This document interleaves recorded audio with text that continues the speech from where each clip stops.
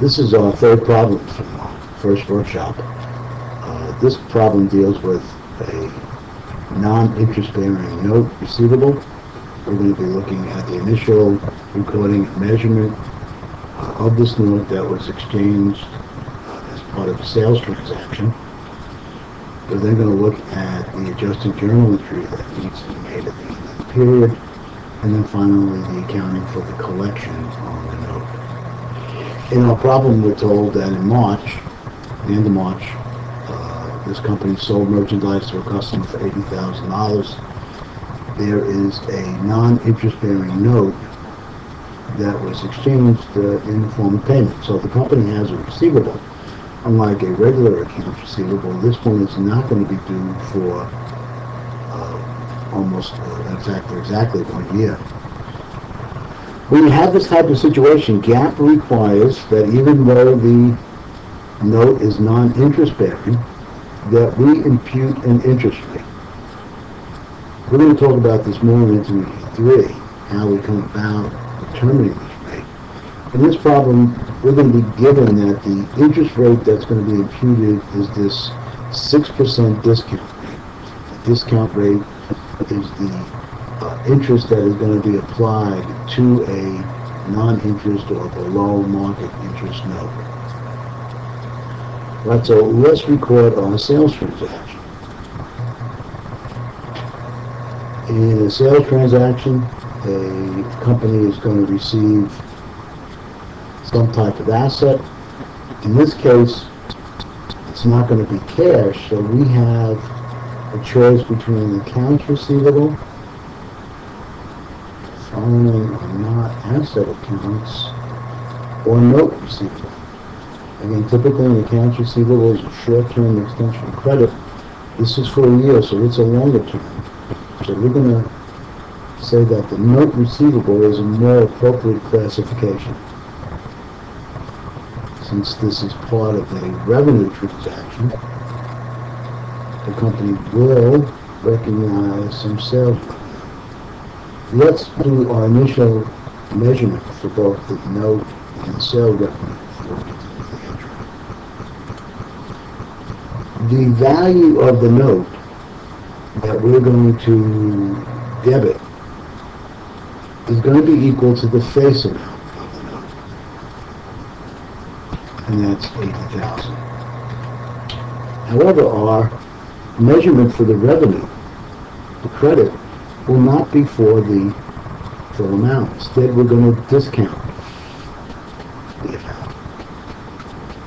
So we're going to take the $80,000 and we're going to multiply that by 1, which represents 100%, minus the discount rate of 6%. Since this is for a full year, we don't have to make a modification. If this had been less than a full year, we would have to multiply the 6% by the portion of the year. But because this is exactly for 1 year, the discount is going to be for the full 6%. And that is going to allow us to recognize or measure the revenue at an amount less than the value of the note. The difference between the note and the revenue will not be accounted for as a sales discount. It's not a discount on accounts receivable. It's not a return. We can't recognize any interest revenue yet because time hasn't passed. So we're going to use the discounted note receivable.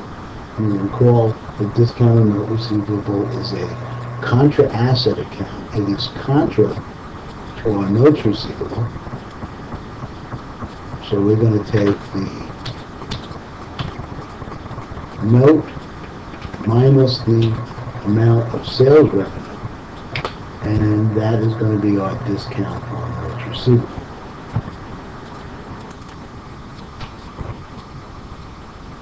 At the end of the period, we have to make an adjusting journal entry. The purpose of this adjusting journal entry is to reduce down the discount on the notes receivable and to recognize interest revenue from the period of March 31st through December 31st.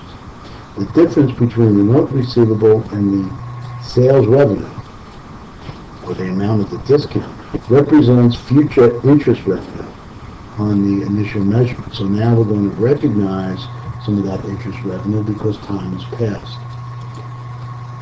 So we're going to reduce down our discount on the notes receivable, and we're going to recognize interest revenue. The discount on the note will be reduced by the time period that has expired from the initial measurement to the end of the year, and that's going to be 9 months. So we're going to take our initial measurement of the discount and multiply it by the percentage in the year that it's expired, and that is 9 divided by 12. So the company can recognize interest revenue of $3,600, and this reduces down the value of the discount from 48 minus 36. So our balance at the end of the year is now $12,000.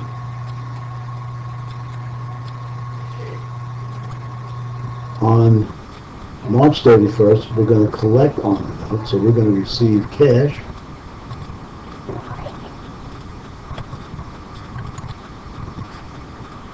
And the customer will no longer owe us the $80,000. So we're going to credit the notes receivable for the face amount of the note.